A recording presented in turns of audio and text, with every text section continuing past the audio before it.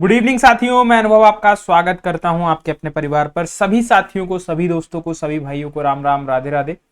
I hope आप लोग बहुत अच्छे होंगे, घर पर होंगे, स्वस्थ होंगे और अच्छे तरीके से आप सभी साथी गण जो है वो अपनी प्रिपरेशन को कर रहे होंगे।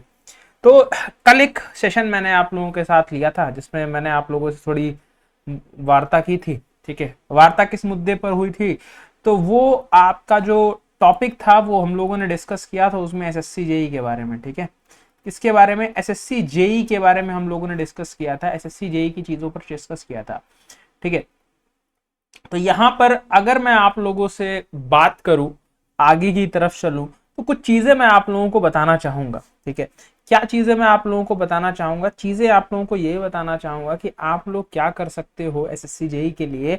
इस यहाँ पर जो है वो मैकेनिकल का सिलेबस हम लोग डिस्कस करेंगे। कल मैंने आप लोगों को बताया भी था कि सारी चीजें ठीक है, मैकेनिकल का सिलेबस जो है वो हम लोग यहाँ पर क्या करने वाले हैं, डिस्कस करने वाले हैं अभी। ठीक है, तो इसको एक बार क्या कर लेते हैं, देख लेते हैं। ठीक है, कंप्लीट प्री प्लस मेंस का सिलेबस डिस्कस करेंगे तो थोड़ा सा क्या हो सकता है, वीडियो थोड़ी लंबी हो सकती है, क्योंकि मैं एक एक चीज जो है वो एलेबोरेट करके बताता रहता हूँ भाई आप लोगों को कि ये यहाँ से ये टॉपिक इंपॉर्टेंट है, यहाँ से ये टॉपिक इंपॉर्टेंट है। ठीक है, कुछ टॉपिक नहीं भी लिखे होते तो उनके बारे में भी बताता हूँ। ये आप लोगों को ऑफिशियल वेबसाइट पर दिख जाएगा एसएससी का सिलेबस। Junior engineer civil mechanical electrical quantity surveying contracts examination. ठीक है, इसमें हमारे पास पेपर 1 का सिलेबस सबसे पहले हम लोग देख लेते हैं। जो कॉमन पार्ट है सबसे पहले उसको निपटा लेते हैं, फिर हम लोग आगे की तरफ चलेंगे। ठीक है, फिर हम लोग क्या होगा, आगे की तरफ जो है वो चलेंगे। अभी हमारे पास यहाँ पर आपको दिख रहा होगा पेपर 1 में भी क्या चीजें हैं, journal engineering, journal intelligence and reasoning. ठीक है, तो जर्नल इंटेलिजेंस और रीजनिंग जो है ये आपके पास कैसी होगी, इसमें वर्बल रीजनिंग भी होगी। ठीक है, यहाँ पर आपको ध्यान रखना है कि यहाँ पर जो है भाई वर्बल रीजनिंग की भी आपको चर्चाएं करनी पड़ेंगी और यहाँ पर आपको नॉन वर्बल की भी चर्चाएं करनी पड़ेंगी। दोनों तरीके के क्वेश्चन आते हैं, एनालॉजी पर क्वेश्चन आते हैं। ठीक है, एनालॉजी पर क्वेश्चन आपके पास पूछे जाते हैं। जैसे एग्जाम्पल के तौर पर दे दिया कि विद्यार्थी का संबंध जो है वो स्कूल से है। ठीक है, तो क्रिकेटर का संबंध जो है वो कहां से होगा? ठीक है, क्रिकेटर का संबंध जो है वो कहां से होगा?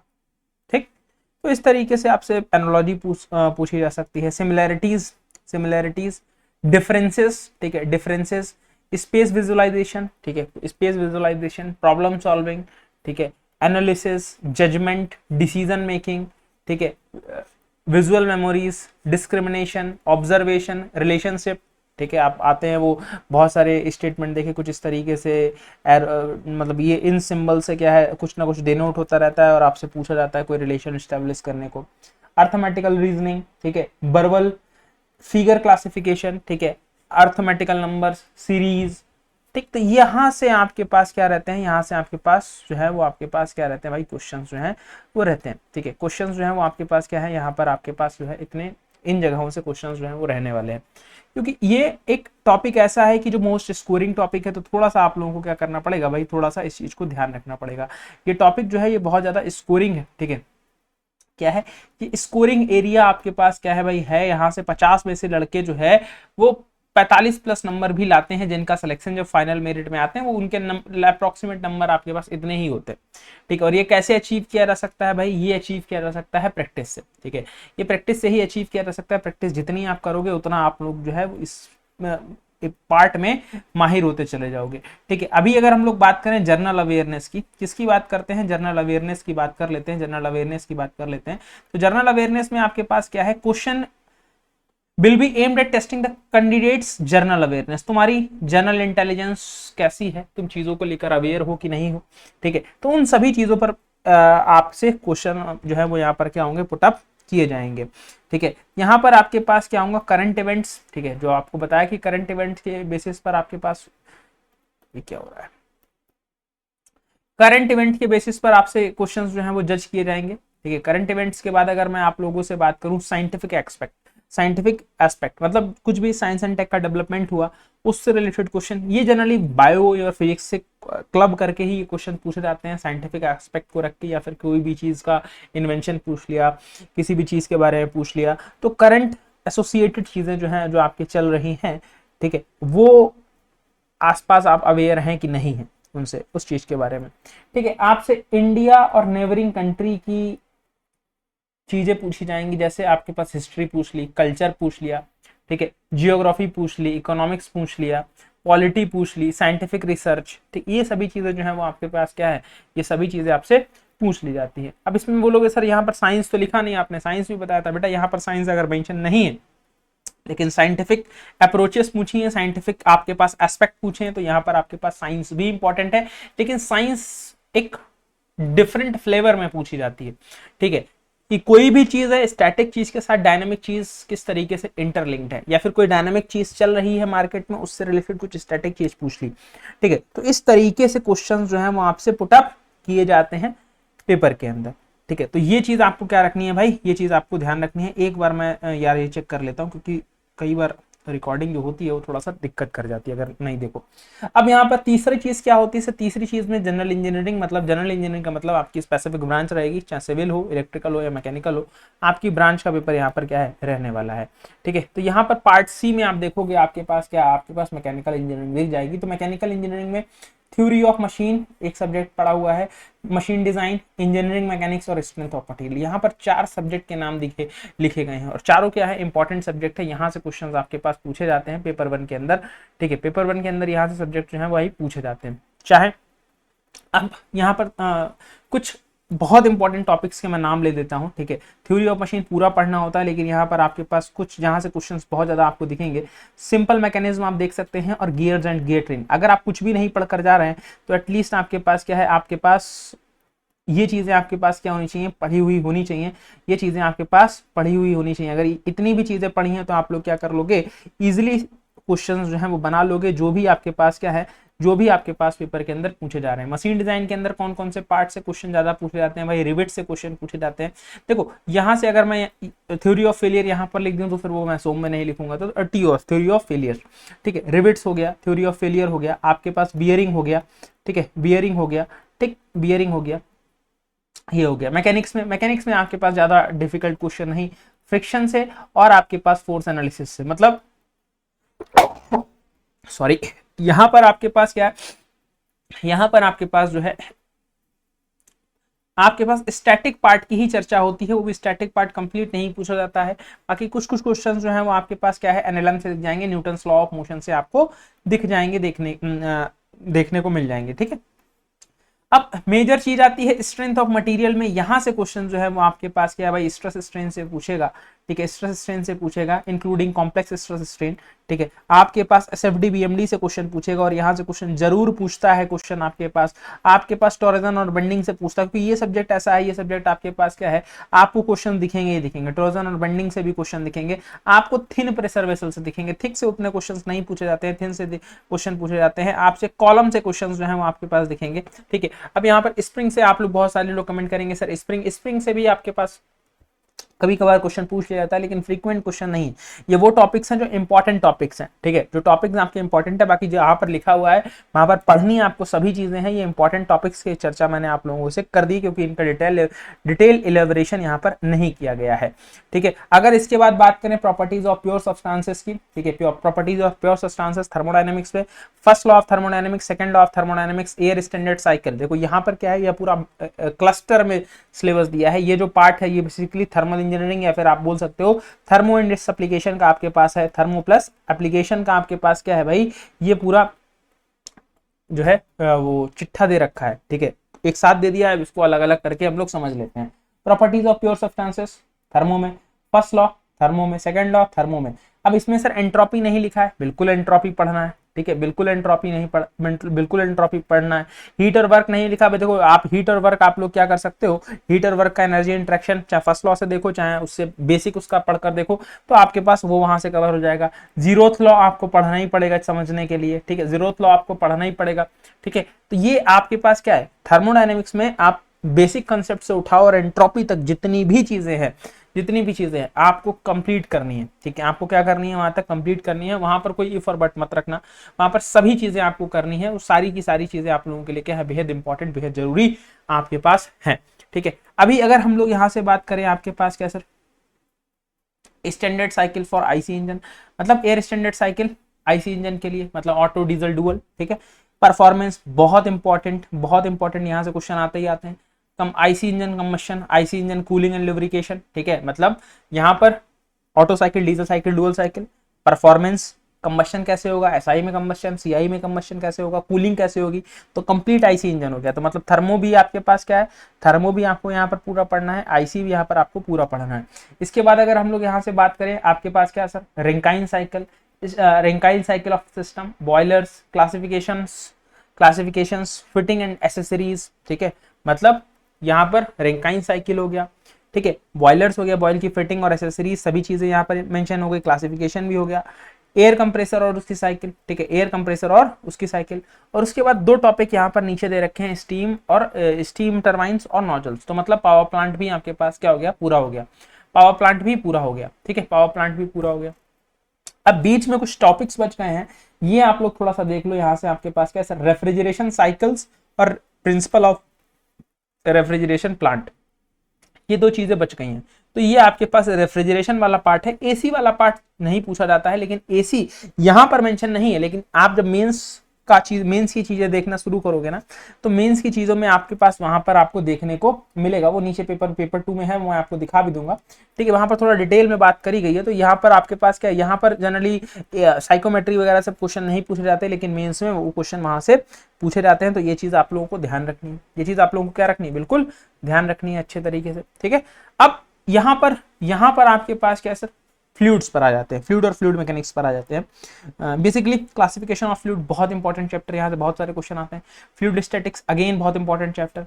Measurement of fluid pressure, fluid kinetics, यहाँ से भी बहुत क्वेश्चन आपको देखने को मिलेंगे। Dynamics of the ideal fluid, measurement of the flow rate, ठीक है, कि आपके पास वेंचुरी हो गया, ऑरिफिस हो गया, ठीक है, आपके पास जो है पिटॉट हो गई, ठीक, प्रेंडल ट्यूब हो गई। तो इन सब के बारे में बेसिक फंडामेंटल्स, उनके प्रिंसिपल्स, ठीक है, तो ये आपको पढ़ना है, ये आपको क्या करना है, पढ़ना है। अब फ्लो रेट में सर फ्लो थ्रो पाइप नहीं आएगा भाई, आपके पास अगर फ्लो होगा तो पाइप के थ्रू ही होगा, तो फ्लो थ्रो पाइप भी आपके पास क्या है सर, यहाँ पर आपको पढ़ना पड़ेगा, ठीक है, भले वो मेंशन नहीं है, बट वहां से क्वेश्चंस भी पूछे जाते हैं, वो भी पढ़ना आपको पड़ेगा। Fluid kinematics sir laminar turbulent नहीं मेंशन है। देखो फ्लूइड काइनेमेटिक्स में जब हम लोग क्लासिफिकेशन करते हैं, तो उस चीज को वहीं पर बहुत डिटेल में पढ़ लेते हैं, उस चीज को हम लोग वहीं पर बहुत डिटेल में पढ़ लेते हैं, ठीक है, बहुत डिटेल में कर लेते हैं, सो दैट हमारे पास वो वहीं पर कवर हो जाता है। तो फिर उसका भी पोर्शंस को हम लोग देखना रहता है, ठीक है। आपके पास क्या है सर, हाइड्रोलिक टर्बाइंस, ठीक है, सेंट्रीफ्यूगल पंप और क्लासिफिकेशन ऑफ, ये तो बेसिकली प्रोडक्शन का पार्ट है यहाँ पर, ठीक है, मटेरियल साइंस का, ठीक है, एमएस का पार्ट है। तो ये आपके पास क्या sir, centrifugal pump, hydraulic turbine, ये बेसिकली आपके पास क्या है, यहाँ पर आपके पास क्या है, ये आपके पास जो है फ्लूइड मशीनरी का पार्ट हो गया। बचाओ क्या आपके पास एमएस के पार्ट में अगर आप देखोगे तो क्लासिफिकेशन ऑफ स्टील, तो सर सिर्फ यही पढ़ना है क्या, एमएस में तो सिर्फ यही पढ़ना है, लेकिन इसके बाद प्रोडक्शन का आपको बेसिक पता होना चाहिए, क्योंकि बेसिक प्रोडक्शन से भी क्वेश्चन आते हैं, मतलब लेथ क्या, मशीन टूल्स क्या होते हैं, ठीक है, लेथ से भी क्वेश्चन आपको देखने को मिलेंगे, आपको क्वेश्चन कास्टिंग से भी देखने को मिलेंगे, वेल्डिंग से भी क्वेश्चन देखने को मिलेंगे। हाँ, उतने क्वेश्चन आपको मेटल कटिंग से और मेटल फॉर्मिंग से देखने को नहीं मिलते हैं, जितने आपको इन टॉपिक से देखने को मिल जाते हैं प्रोडक्शन की, स्पेसिफिकली अगर मैं बात करूं आपसे, ठीक है। अभी आप लोग बोलोगे कि सर पेपर 2 का दिखा दो सिलेबस, तो पेपर 2 मैं आप लोगों को दिखा देता हूँ, ठीक है। पेपर 2 इसी में आप आगे की तरफ जब बढ़ोगे तो यहाँ पर डिटेल एलिबरेशन करके दे रखा है, आप लोग इसको क्या कर सकते हो, कंप्लीटली देख सकते हो, ठीक है, कंप्लीटली देख सकते हो। Theory of machine and machine design, ये पूरी सब चीजें दे रखी हैं कि कौन कौन से टॉपिक्स हैं यहाँ पर, ठीक है। आपके पास मैकेनिक्स और सोम, ये टॉपिक्स दे रखे हैं।